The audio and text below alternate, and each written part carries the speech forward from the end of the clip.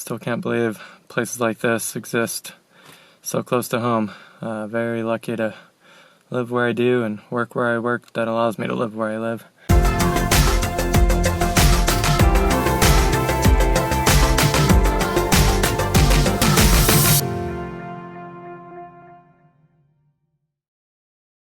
Well, here I am at the Diamond Fork trailhead for Fifth Water Hot Springs, or Diamond Fork Hot Springs, whichever you want to call it.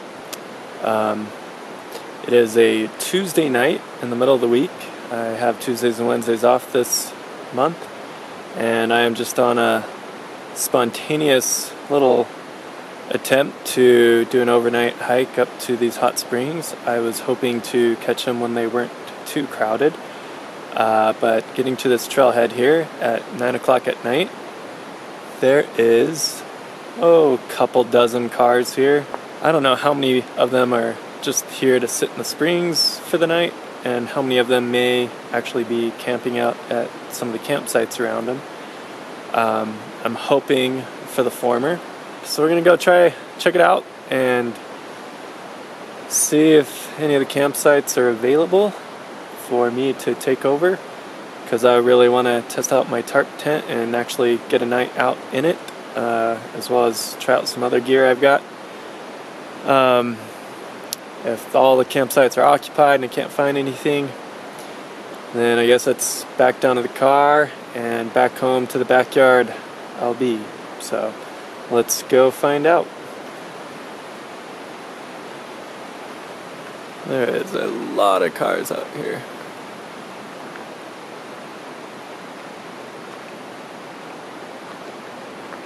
I don't know if you can hear me because the river's going pretty good, but I'm at the bridge crossing over to Fifth Water. Alright guys, I've got my camp all set up here and a little bit below the springs, or the hot springs and the waterfalls up here. There's a couple big groups. One big group that was down in the lower falls, another big group up in the upper pools, and another group just camped out a few hundred yards away up the trail here. So I found a nice cozy little spot just off the trail here to call home for the night. I was trying to get to a spot above the high falls, and I found it, but it was further down, a steeper walk down and back up from the trail than I remember it being, and a little further than I wanted it to be. So I just came back down here and settled into this spot here. It's a little closer to the trail than I want it to be, but it's late at night. Not as many people up here anymore, so I think it'll do well. Got this little fire going. It's a little IKEA, a little cutlery caddy from IKEA, about $1.50. It's a little bit of stainless steel caddy there, and I got this idea from, I believe, Colorado Camper here on YouTube.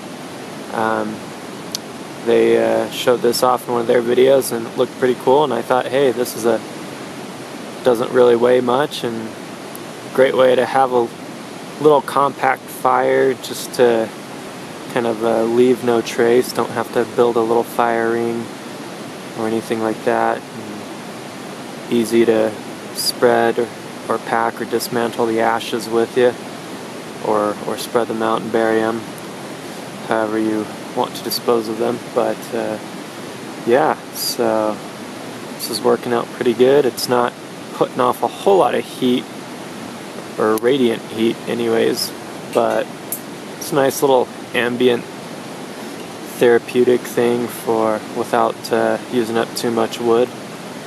So I'm digging it. Just got to keep feeding it small twigs every so often. So I'm going to get dinner going here. This is actually going to be my second dinner.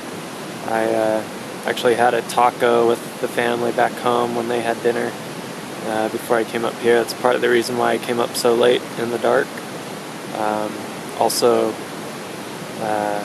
was trying to fiddle with a new DeLorme inReach satellite communicator that I got off eBay. I was trying to activate that to just test that out on this little trip here before I came out, and got caught up with that and couldn't get it working. Come to find out, because I bought it off eBay, because it was used, it's probably still tied up to the previous owner's account, so I had to message them and contact them, and they're gonna get in touch with Garmin, who bought out DeLorme and services all those accounts now, and see if he can get the ownership and registration transferred over to me, so that I can actually log in and activate it to my own account.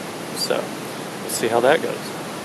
So for dinner, I have a Ziploc bag here, a quart-sized freezer bag. I split a package of instant mashed potatoes in half, because it always makes so much. It's hard to eat it all, so I split it in half.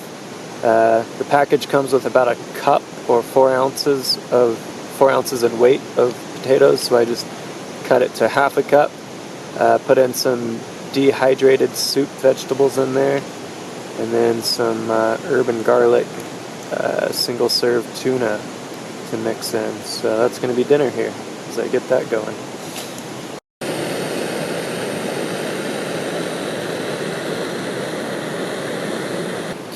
Oh, dinner time.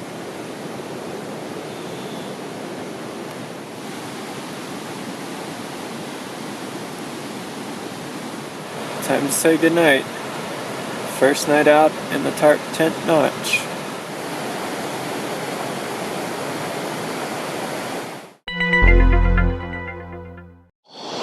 Good morning.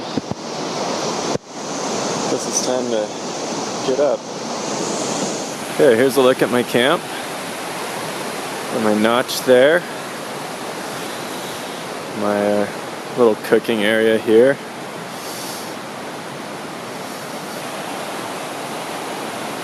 Got my pack hung up on a tree there,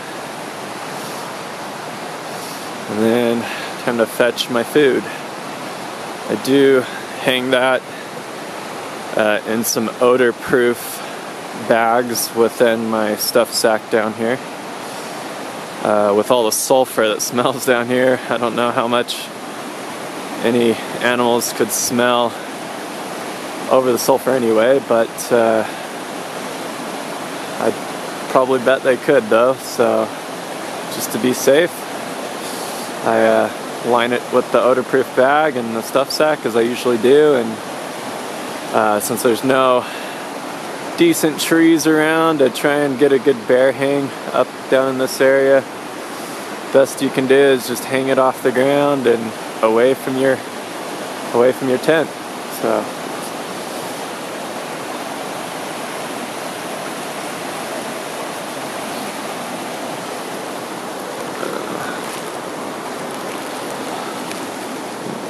So for this trip I brought my GSI Minimalist, and I actually have 2 stove systems in here to try out. So the one I'm going to be trying out this morning is this little Esbit tablet system. It's a little titanium tripod here. Let's light my tablet, put that in there. Last night, actually, pot grabber from Tarptent. Last night I actually tried out this little BRS titanium stove off of Amazon that I got pretty cheap, like $15, and weighs almost nothing. It is the lightest canister stove out there. Honestly forgot the weight though. I want to say, well, I'll just look it back up when I get there. I just know it's really light. It comes with a little stuff case, and I also keep a little mini Bic lighter with it now. So I used that last night to boil water for my dinner, and that worked out really well. And then for this S-bit system, I also packed along some foil, a little heat reflector pad with some tin foil, and then made a little windscreen just to make it a little bit more efficient. And then here's the canister for the canister stove. So normally I would just take one stove, but I wanted to try out two and amazingly fit both systems in this little tiny GSI minimalist here. Also trying out these little fossils bowls here. Snap together, and so they unsnap to lay out flat for easy packing. And just fold them back up, snap together. And makes a nice little bowl here.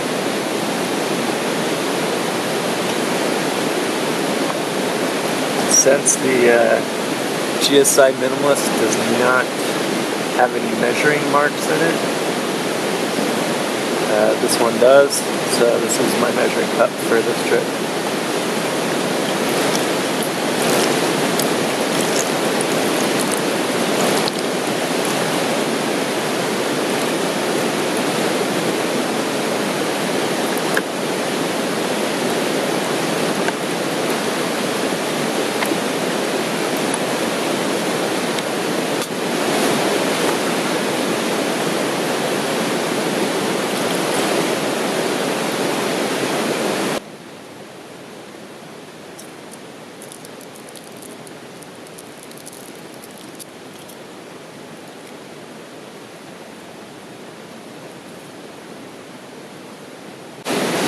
They're not kidding when they say these things smell. They smell like fish.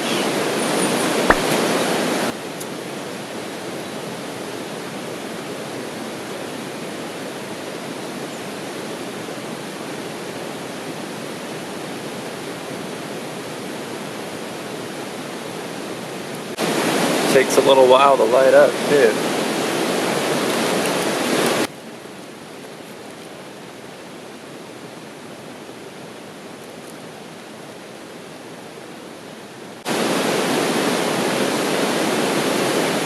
Alright, now we wait.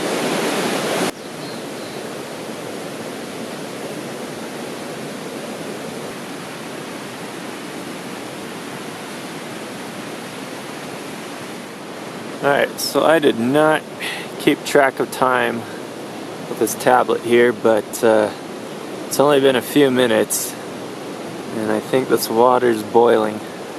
Yep. So it's a lot faster than I thought it would be, even though I didn't keep track time of it. I think this foil system really helps with the efficiency of it. And yeah.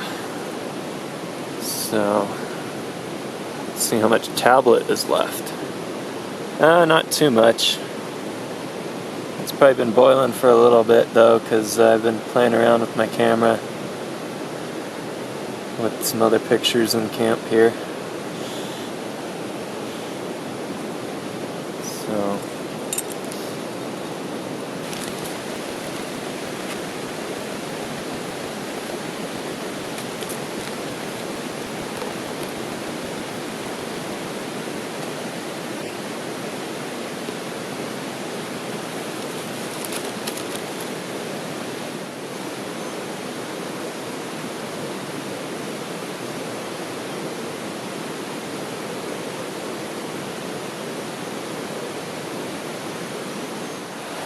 gonna head up to the hot springs now.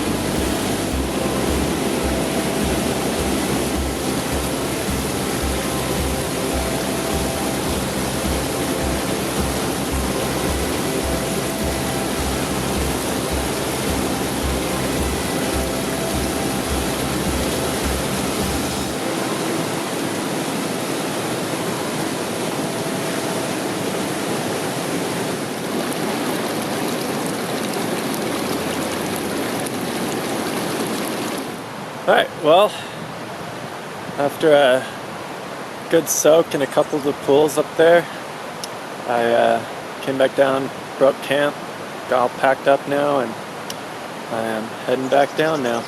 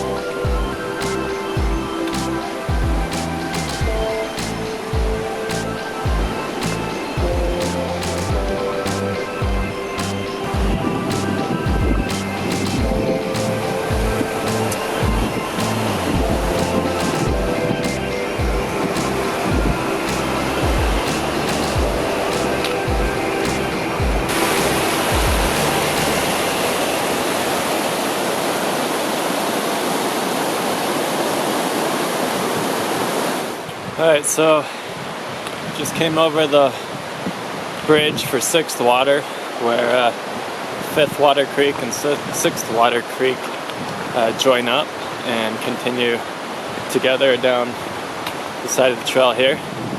Prior to the bridge, it was just 5th Water Creek. That's where the hot springs are and so many of those campsites are. So a lot more people starting to show up now that it's daylight and getting toward the middle of the day here. Man, it's absolutely beautiful up here. I don't think I've been up here in the springtime. Been up here in the late summer, fall, and I've been up here in the middle of winter. So this is a first for me to be up here this time of year. Look at that.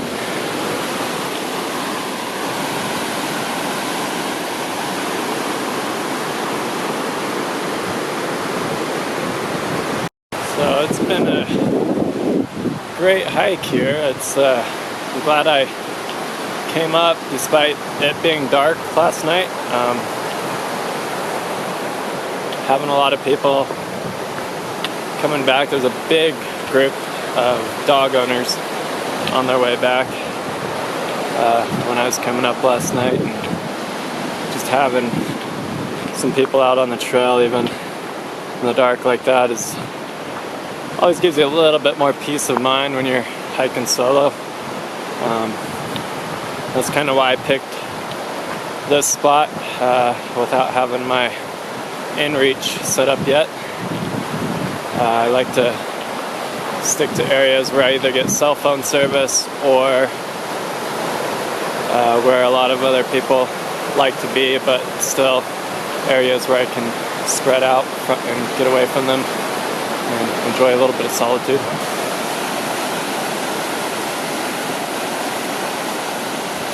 Well, it definitely got cold last night. Probably at least in the mid-30s. Forgot to check my thermometer before it started warming up again. But yeah, again, it was worth the hike and worth the overnight because there's not many people up there in the morning. I got to enjoy a few of the pools all by myself before a lot more people started to show up. So, as you can see, yeah, lots lots more people are coming up for the day, and I am on my way back. So, and this is a Wednesday. Again, when a lot of people are still in school, still in college, in class. So, I've already seen quite a few people on their way up today, and you can only imagine how incredibly crowded those waterfalls and springs, hot pools get on a Saturday or a Sunday, a weekend. Especially right when school gets out, this place could really get packed. So it's only about 2 miles from the trailhead up to the falls there, where the hot pots are, and the trail's pretty mellow, so it's a little up and down here and there, but so it makes it a really nice little quick getaway overnighter. So lucky to have places like this. Again, so lucky to have places like this that are a half hour, 45-minute drive from the house. Getting close to the trailhead here.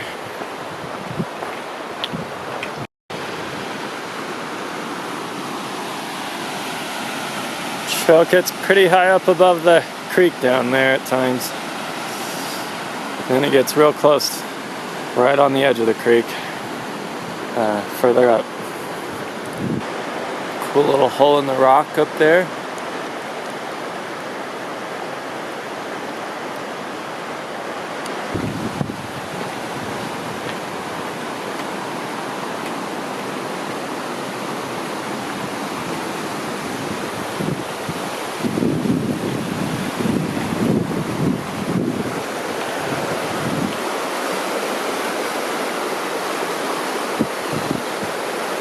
Oh, there's the trailhead. Pretty popular up here. Lots of cars.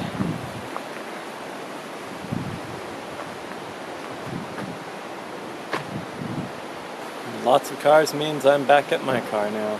So I'm gonna jump in, head on down the road, and I'm gonna probably pull out at Red Ledge's picnic area, where I can get a little sampling of southern Utah, a red rock and an arch, right here in the Wasatch. It's pretty cool. So let's go check it out. Alright, I'm at the Red Ledge's picnic area here. And I'm just gonna wander around for a few minutes.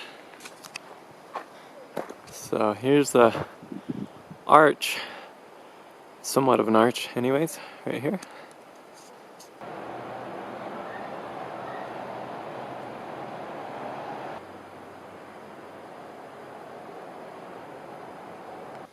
Pretty cool back in here.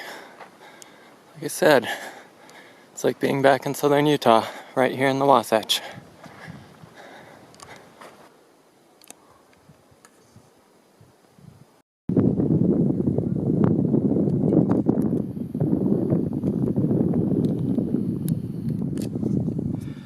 Had enough wandering around here. I was trying to look for this sun carving that's supposed to be up in these rocks at Red Ledges, but I got skunked on it, so I have to go home and look up some more info on it see if I can't pinpoint where it might be on the internet.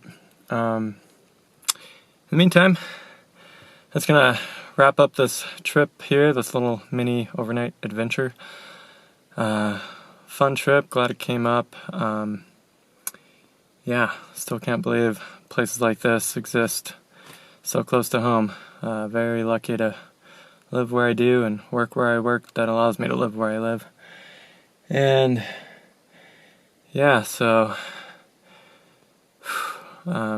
wish I could have got more video up at the top of the ledges up here, but my battery started running out and I didn't bring any extras in my pocket. I left them down at the car here. So Anyways, it's time to get back home now. Probably running an hour. I'm already running an hour later than I wanted to be.